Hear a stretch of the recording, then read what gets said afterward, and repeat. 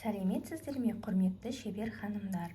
Мен бүгін сіздерге осындай бамбук табанға тоқылған, ерлерге арналған, үйге киюге арналған сүйретпенің тоқу жолын көрсететін боламын. Ол үшін бізге осындай бамбук табан, бұл табан 44-45 размер, маломерка жүреді. Біз бұны 42 размерге тоқимыз, яғни 42 размерге. Ал жібі осылай 2 қабатталған иран жібі, 100% акрил. Мінекей бізге және де осындай крючок қажет болады. Крючоктың 4 деген осы үлкен жағымен тоқитын боламыз. Мінекей бас жағынан аламыз. Кез келген домашний тапочканың оң аяғы болсын, сол аяғы болсын, бастайтын кезде мына ортасын тауып аламыз. Және осы ортасынан былай қарай ілмек жіптер тұрға былай, сол көздер, яғни соларды санаймыз. 1, 2, 3, 4, 5, 6, 7, 8, 9, 10. Яғни мен осы 10-шысынан бастап тоқитын боламын. Тура мына жердің жіптер айқасқан екен, осы жердің табанның жіптер жаңа тоққанда біткен сияқты. Мына жер сәл енді бастауы қиын болады, өйткені мынандай ашық емес та, мына жерін қабатталып тұр. Осы жерден бастайтын боламын. Мына жіңішке жағымен мен кіргізіп алмасам, мынау 3-4 қабатталып кетті. Мінекей осылай иран жіпті алатын боламыз. Мінекей осылай алып шығарып аламыз. Сосын осылай бір воздушный петля жасаймыз. Мінекей, яғни ауа ілмегі. Одан кейін мынаны кіргізіп алайын жуан жағын. Енді осы көзден тағы екінші рет алып столбик без накида тоқимыз. Мінекей, бір столбик без накида. Енді келесі көзден 2 столбик без накида тоқимыз. Мінекей, бір. Тура сол көзден қайтадан аламыз. 2. Мінекей.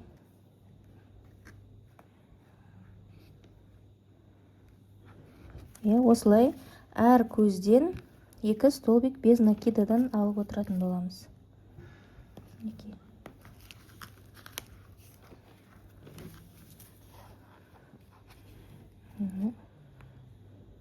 Бір, 2.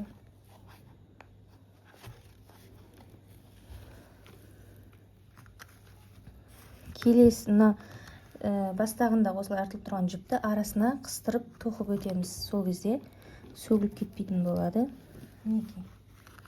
Тағы да осылай келесіден бірінші столбик без накида. Одан кейін екінші столбик без накида тоқимыз.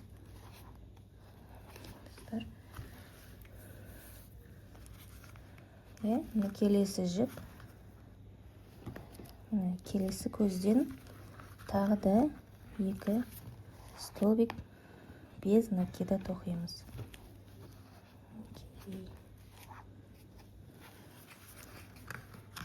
Енді мынаны былай қойып қашымен қырқып тастаймыз.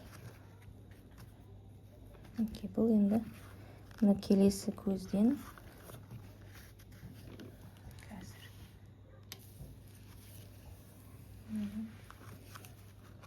бірінші столбик без накида, екінші столбик без накида.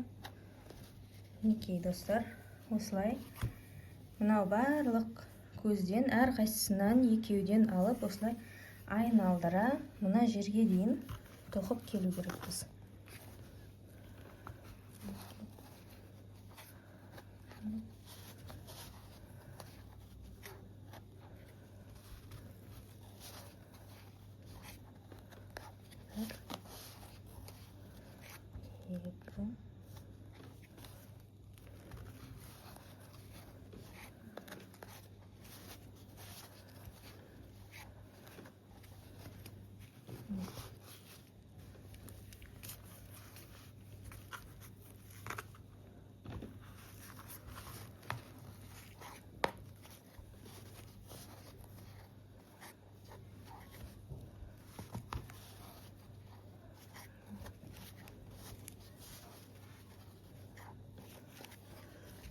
мінекей осылай айналдыра енді өз еріктеріңізбен осы жерге дейін тоқып.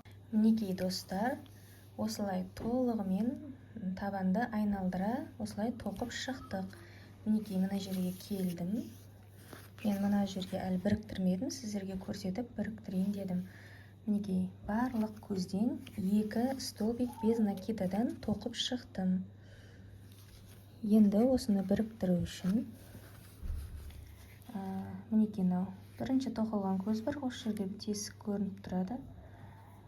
Соған крючогымызды кіргізіп, мінекей мына жақтан жібін іліп алып, осылай соединительный петля жасаймыз. Мінекей болды. Енді бұл біздің домашний тапочканың, яғни бірінші қатары, енді екінші қатарына көшетін боламыз. Осылай соединительный петля жасап алып, ары қарай бір столбик жасаймыз осылай. Мінекей. Енді екінші қатарды біз столбик с одним накидом, яғни бір накидпен тоқитын боламыз. Ол үшін крючокқа жіпті бір айналдырып аламыз. Келесі көзден мінекей айналдырып аламыз. Міне келесі өз әр тесік көрініп тұрады осылай көздері. Сол көздердің әр қайсысынан бір столбик с одним накидом алып шығамыз. Мінекей. Осылай болады. Келесі тағы да екінші көзден аламыз. Мінекей бір крючокта 3 жіп болды. 2 крючокта 2 жіп болды. Мінекей 3 болғанда крючокта бір ғана жіп қалады. Тағы да жіпті айналдырамыз. Келесі көзген аламыз. Мінекей осылай 1 2 3. Мінекей осылай толығымен айналдырып, мына бетке дейін, яғни мына басталған жерден осылай жобалап, көбінде мен көз жобамен жасаймын негізі. Өзіміз осылай істеп келеміз. Мінекей тағы да бірін көрсетемін. Орап аламыз. Бір накид аламыз.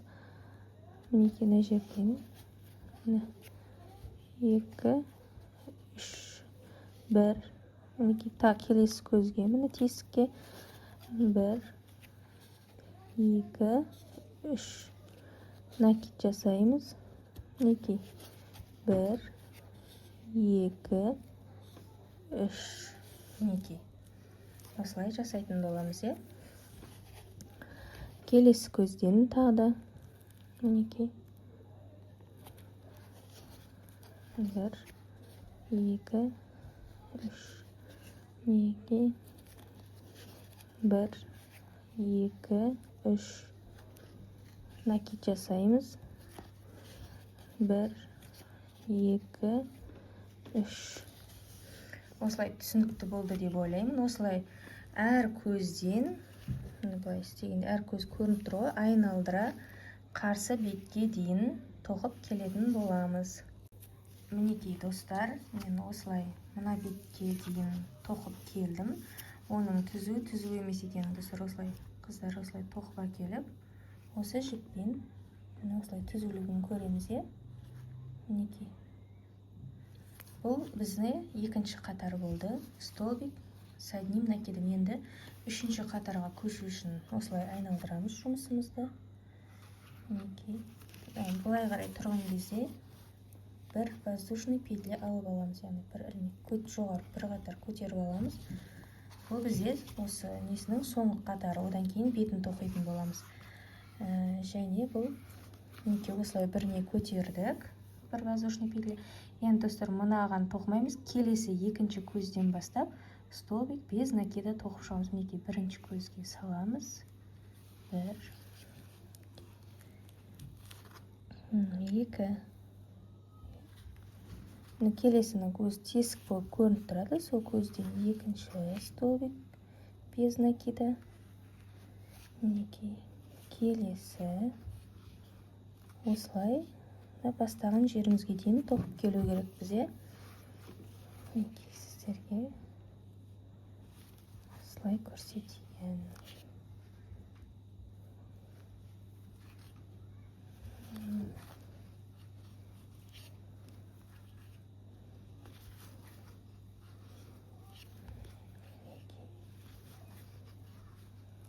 Осылай.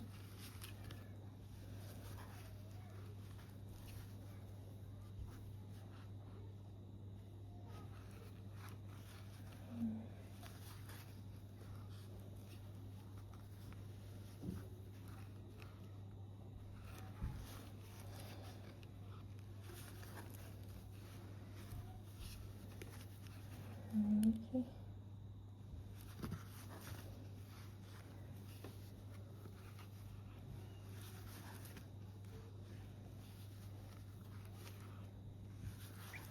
Асықпай осылай. Сіздерге анық көрініп тұр деп ойлаймын. Осылай. Қатты қысып та тоқымаймыз, қатты бос қылып та тоқымаймыз, орташа осылай тоқимыз. Мінекей. Жеңіл осылай кете береміз.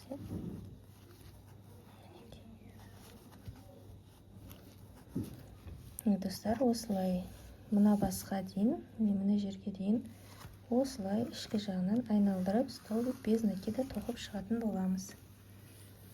Ары қарай өздеріңіз тоқып мына жерге дейін алып келеміз, достар. Мінекей, достар, мен айналдыра осы аяқ жағына дейін келдім. Міне бір, және соңғысы мына бастаған жерде осылай сәл созылыңқырап тұрады. Содан да бір столбик без накида аламыз.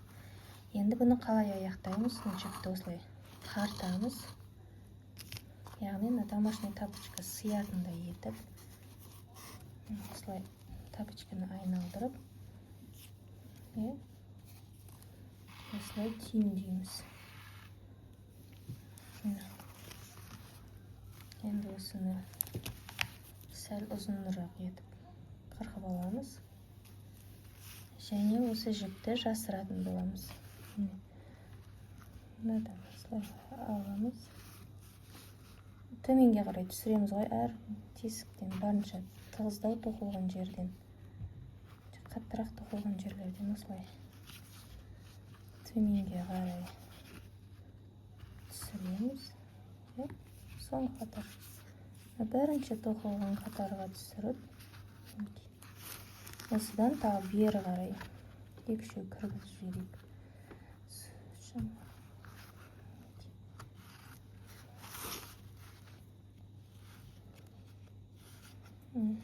Тағы ішке қарай бір кіргізейін енді. Сосын артығын қысқартып тастаймыз.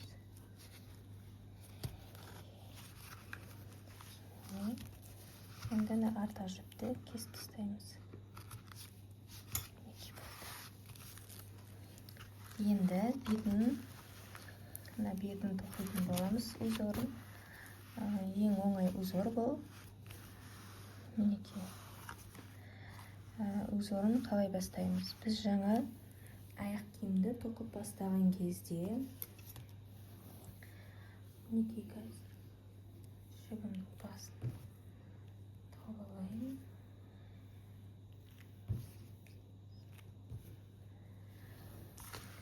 Міне алды. Осылай қараймыз. Біз көз жобамен дедім. Мына ортасын, мысалы ортасы болса, осымен примерно алып келіп, мына жер менің көз жобам бойынша мына ортасы болып тұр. Міне дәл осы ортасына осындай бирка қоямыз. Және осы ортасынан былай қарай алтау санайтын боламыз. 1, 2, 3, 4, 5, 6. Алтыншы көзден осыны былай өткіземіз. Және бастаймыз бетін тоқуды. Міне осылай аламыз.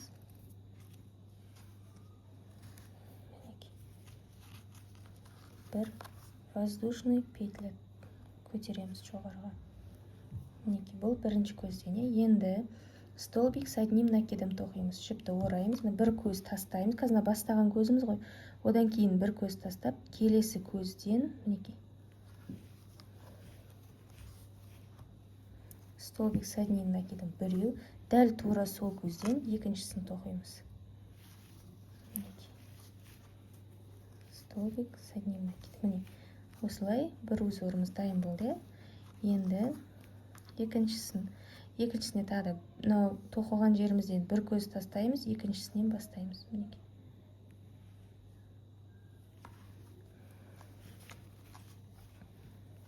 Бір, екі. Енді арасына қыстырып келе жатқан басындағы жіпті қырқып тастайтын боламыз. Міне, болды. Енді бұл сөгілмейді. Енді бұл екі гүл деп айта берейік. Енді узор гүл. Енді екеуін тоқыдық. Міне біреу, екеу белгілі. Енді үшіншісін бастау үшін біреу тастап, міне мына жерге үшіншісі түседі ортасына. Біреу тастап, келесісіне үшінші гүл. Бір, екі. Бұл көз әрқайсысынан осылай. Бұл аяқ киім біткенше енді осы узорды тоқитын боламыз. Енді тағы да бір көз тастап, келесісінен екі столбик с одним накидом аламыз. Біреу, тағы да накидлеміз. Мінекей, екеу, төртеу болды. Келесі бір көз тастап, тағы біреу аламыз. Мінекей, біреу, накид аламыз. Екеу, бесеу болды. Мінекей, тағы накид аламыз. Бір көз тастап, келесіден осылай алатын боламыз. Біреу, мінекей, екеу. Осылай 6 узор тоқыдық. Енді бітіреміз осы бірінші қатарымызды. Бітіру үшін де бір көз тастап, келесінен осылай соединительный петля жасаймыз. Осылай тартып тұрып, мынадан бірден мына жерден шығарамыз да. Бұны біз осылай ілмекпен іліп кетеміз. Сөгіліп кетпеу үшін сәл бостауға осылай тастап кетеміз. Себебі келесі қатарда қосып тоқып кетеміз. Осылай кішкене қатты бос қылып қалдырмаймыз. Енді екінші қатарды бастау үшін мінекей бастаған жеріміз тұр ғой. Осыдан біреу тастаймыз, бір көз, екі көз және үшінші көзден бастаймыз. Мінекей. Енді мына жіпті біз мынау арқылы былай артымен осылай алып келеміз. Мінекей. Қатты былай тартпаймыз, қатты бос қылып бүйтіп болбырап тастамаймыз. Мінекей осылай орташа қылып, астымен осылай қосып тоқып кетіледі сонда, Мінекей осылай алып келеміз. Енді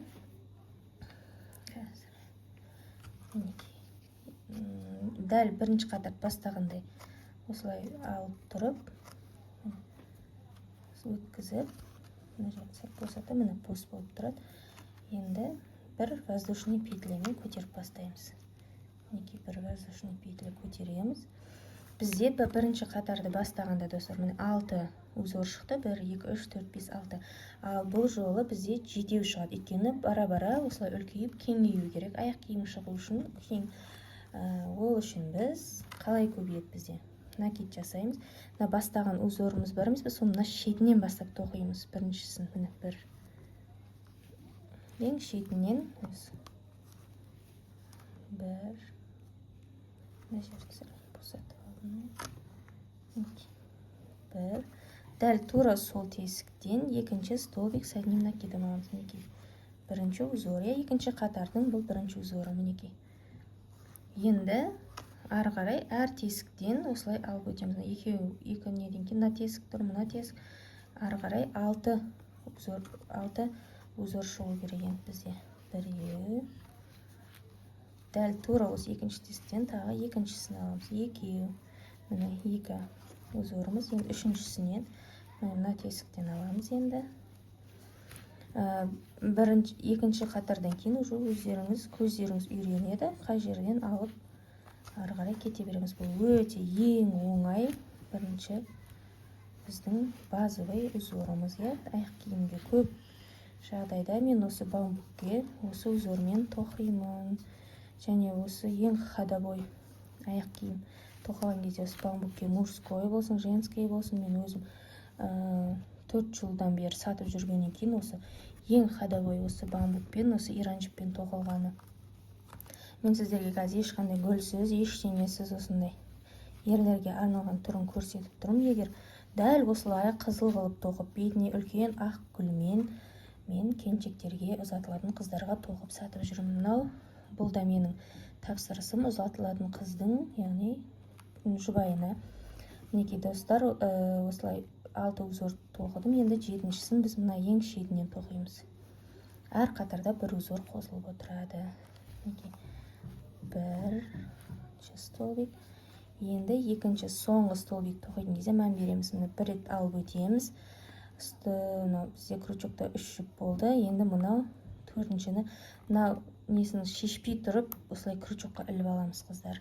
Себебі ағытылып тартылып кетеді. Міне крючокқа ілдік. Енді мына нені шығарамыз. Мінекей сонда крючокта 1, 2, 3, 4 болды бізде. Енді осылай 1, 2, 3-еуінен бір-ақ өткіземіз. Міне 2 болды.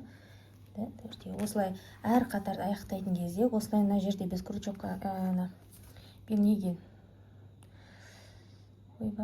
меткаға іліп кеткен жіпті осылай қосып тоқитын боламыз. Осы жерде жақсылап үйреніп алыңыздар. Қазір тағы да көрсететін боламын. Аяқтайтын кезде тағы да қыздар, мінекей 1, 2, 3-шісінен аяқтаймыз. Бастаған кезде солай бастап, мінекей солай тартып тұрып, мына жеріне өткіземіз. Соединительный петля.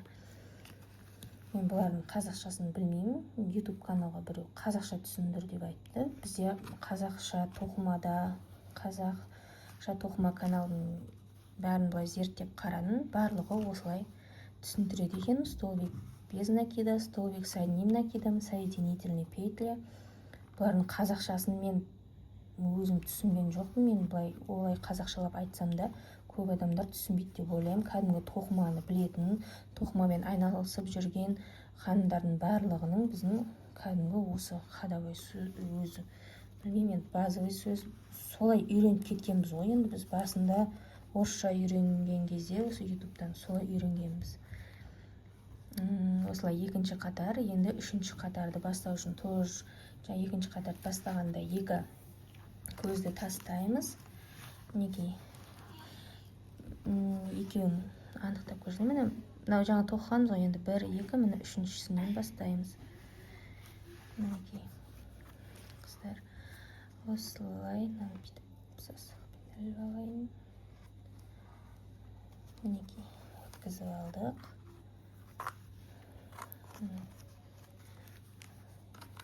Мына жерін былай босатып, мына бір келкі қылып аламыз. Жіп тартылып қалмау керек. Тартылып қалса аяқ киіміміз тар болып, бір түрлі болып тоқылады, яғни. Енді тағы да мінекей осылай бір воздушный петля іліп аламыз и накид жасаймыз. Жаңағыдай тура мына ең шетінен бастаймыз. Енді бұл 3-ші қатарда бізде 8 болу керек. Мінекей 1-ші столбик. Дәл сол тесіктен 2-ші столбик өтеміз. Мінекей. Енді келесі көзден, екеуді өз білініп тұрады. Енді уже қыздар, міне мынау, мына екеу тастап, одан кейінгіден өте береміз. Мінекей 1,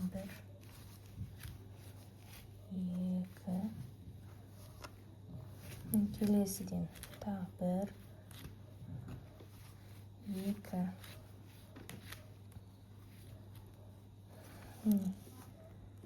Осылай біз қазір осы қатардың аяқталуын бір көрсетейін. Осыда жақсылап көріп алыңыздар.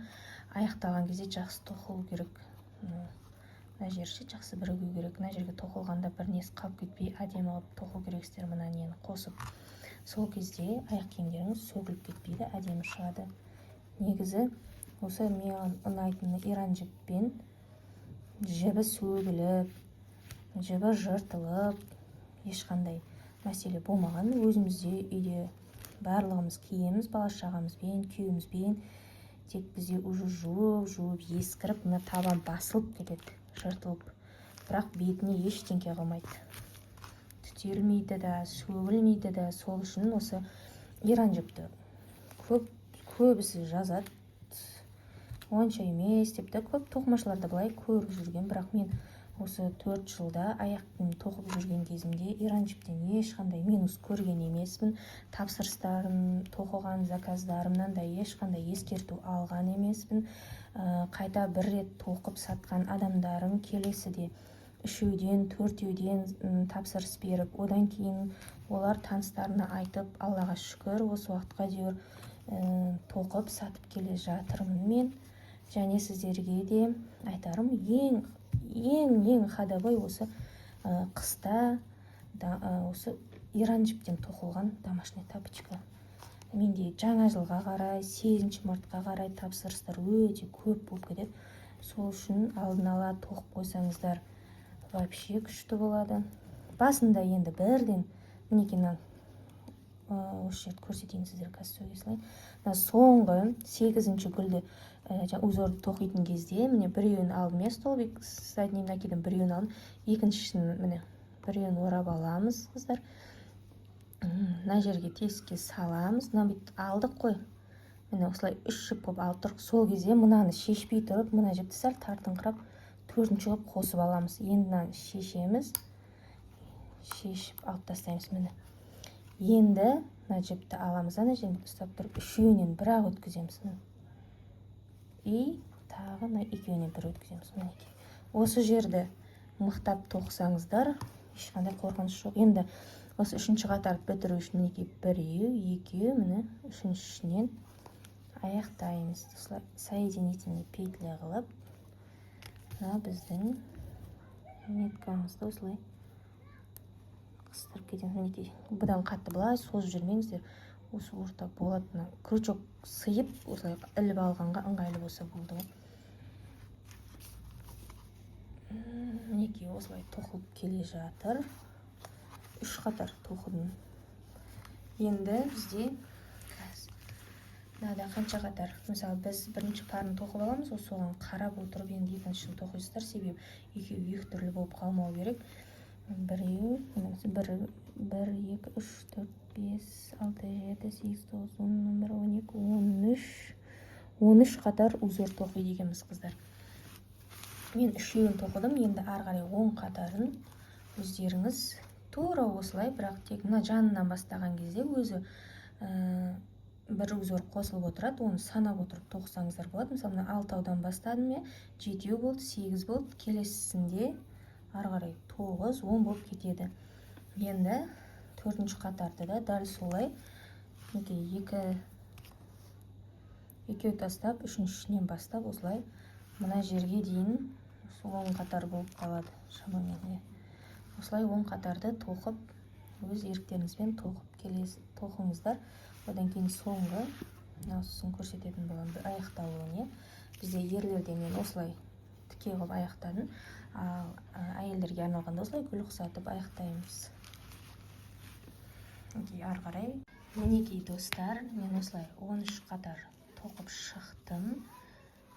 Міне соңғы мына жерін келіп ілдім. Бұл жерге мен жаңағы маркерді ілмедім, себебі осы жерден түйіндеп бітіреміз. Ол үшін мен үлкен қылып осылай. Осылай тартамыз. Мінекей осылай үлкейтіп тартып, мынаны бір айналдырып түйіндейтін боламыз. 13 қатар тоқып болғаннан кейін осылай осы жерден түйіндеп аламыз. Міне осылай түйіндеп аламыз. Мінекей осылай түйіндедік. Енді мына шетінің жиегін тоқимыз. Енді мына жерде тұр сәл жинақы болып көріну үшін. Бұл ерлерге арналған болғаннан кейін мен тек столбик без накидамен солай жиектеп тоқып шықтым. Енді оны қалай тоқимыз? Алдыңғыдай жіпті мына бетке өткіземіз кәдімгідей. Енді мына бұрышынан біткен жері бар ғой, тура осы жерден аламыз.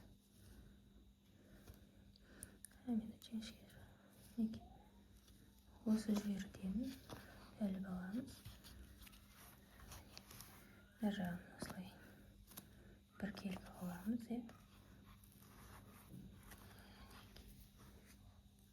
бір воздушный петля жасаймыз. Және мінекей келесі мына жер енді сәл түсініксіздеуді өйткені мына жерде столбик с одним накидом бар ұзыннан. Енді былай жобалап алып шығасыздар. Осы жері ғана ғой басталған кезінде мінекей. Мына бір жерінен осылай аламыз. Екеу столбик без накида. Енді келесі мынау кәдімгі узордың әр көзі бар ғой мына жердегі, содан әр қайсысынан осылай столбик без накида алып осылай тоқимыз. Әр қайсысына тек осылай жиегін жаңағы жинақы созылып кетпей әдемі болып тұру үшін осылай жасаймыз.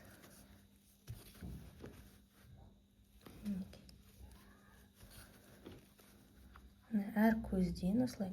Сосын қыздар осы иран жіппен тоқылғанның бір жақсы жері, неге мен уже яғни 42-ші размерге келетін аяқ киім бітіп жатырмын ғой. Жартысы қалды.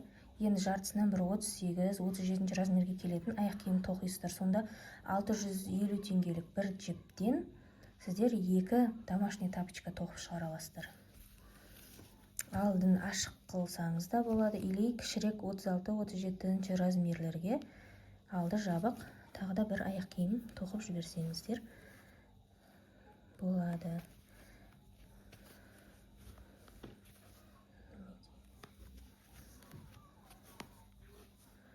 Және сапасы да өте жақсы. Өздеріңіз тоқып бірінші үйге киіп көріңіздер. Стиралкаға де салып жуып ала бересіздер. Әр көзден ешқандай көзді қалдырмыз. Төбесіне тесіктер өзі көрініп тұрады ғой. Солардың бәрінен алып шығамыз. Осылай екі қатар тоқимыз ғой. Енді бір барамыз, сосын ол жерден бір түйіндеп, мына жақтан тағы бір алып, екінші рет барамыз, сонымен аяқ киімімізді аяқтаймыз.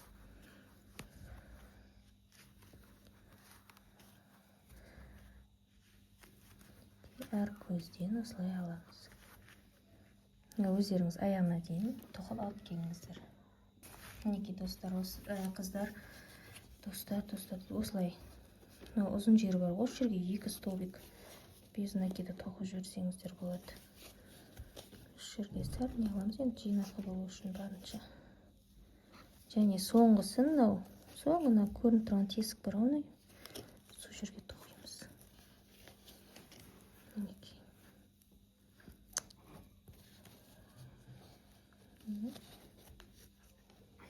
Және келесі көзге осылай іліп бітіреміз. Соединительный петлями. Мына жағымен былай өлшеп аламыз, міне түзу шығады. Және мынаны тартып, осы жерге жаңағы алдыңғы қатарға ұқсап түйіндейміз. Осылай байлап бітіреміз түйіндеге. Сосын тағы да бір ескертетін жағдай, қыздар. Осыны алдыңғы тоқылған аяқ киімі болады. Мысалы, бірінші пары болады, қыздар. Сода, мысалы, былай екеуін қатар қойып аласыздар. Қалай қойып тұрайын? Мына жер осылай бүйтіп сызықпен әлі бір қатар алып келуге болады. Осы арқылы жаңа бірдей қылып аяқтай аласыздар. Келесі бір қатар қалды енді менде. Тағы да осылай алып келіп, енді бастаған жердің мына жерінен бастаймыз. Астына мына келесі көзден іліп алып, енді бұл соңғы қатары оңай болады. Әр тесіктен столбик без накида алып шығамыз, болды. Бір воздушный петлямен бастаймыз и келесі көзден бастап осылай столбик без накида тоқып кете береміз. Келесі көзі. Мына жерде маған көрініп тұр, что-то. Мен телефоннан қарап тоқып отырмын, штативте тұрмын. Ай, мына жеріне шығарып алдық.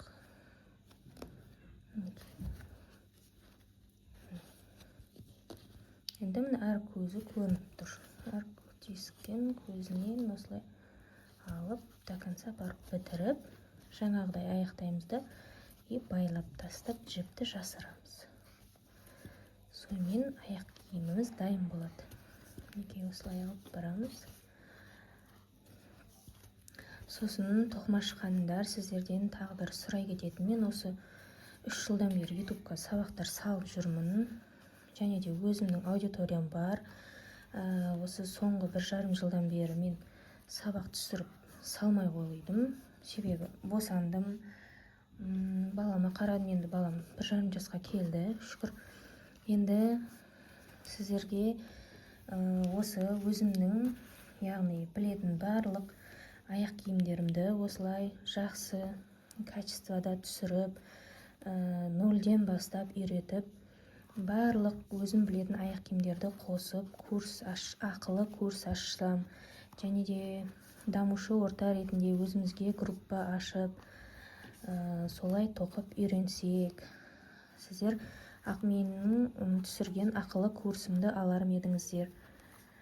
Сол жайлы осы видеоны толық көрген болсаңыздар, осы видеоның астына өз пікірлеріңізді жаза кетсеңіздер, және де осыдан қарап сіздер жаңағы тоқыған болсаңыздар, менің инстаграм парақшама тіркеліп, өз инстаграм парақшаларыңызға тоқығандарыңызды салып, мені белгілеп кетсеңіздер, яғни менің каналымның және инстаграм дамуына осылай көмек беріп жіберсек.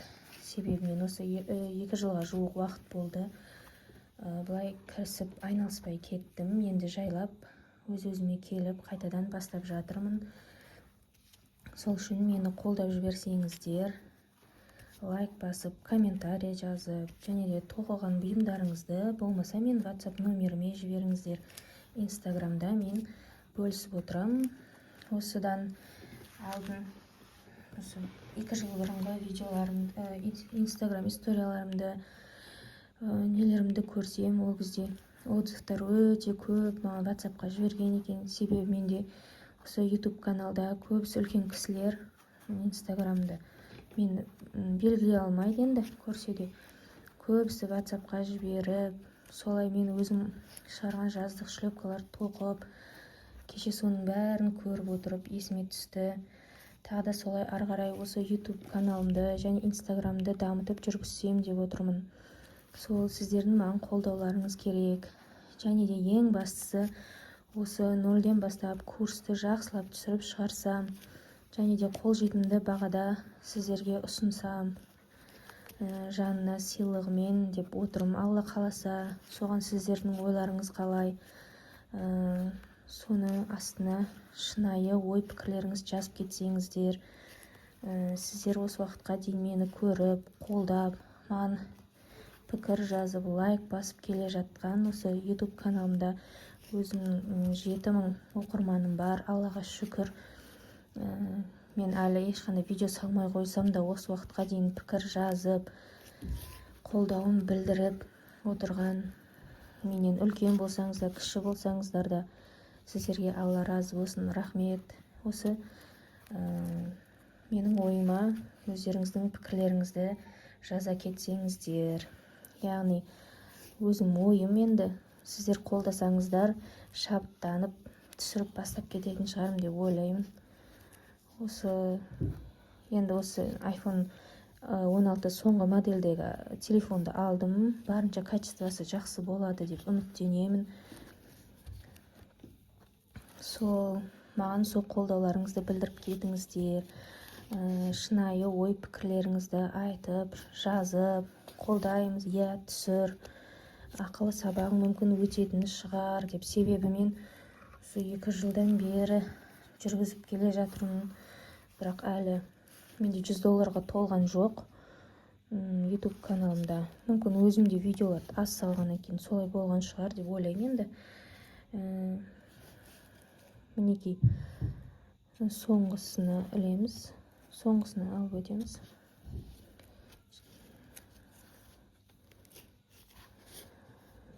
Соңғысына осылай іліп, соңғысын айналдырып бітіреміз. Мінекей осылай келесі тапсырысымыз аяқталды. Енді осы ұзатылатын қыздың аяқ киімдерін тоқу керек. Оларды да бөлісіп саламын, Алла қаласа. осылай қырқып аламыз. Несі түсіп қалған ұнамайды маған. Сосын қайтадан жабыстырып қойып. Осыны ең астыңғы бірінші бастаған қатарда былай өткізіп, барынша көбірек өткізе беріңіздер, сөгіліп кетпес үшін.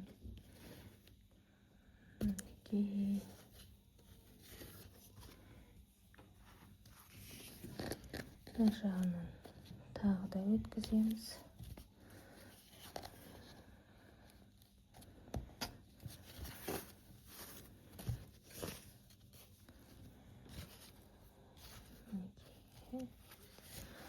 Табанды да саттым, жіпте саттым, ютубқа да салып, бәріне алдына үлгеріп жүргенмен досы қайтадан бастаймын табан жіптерімді.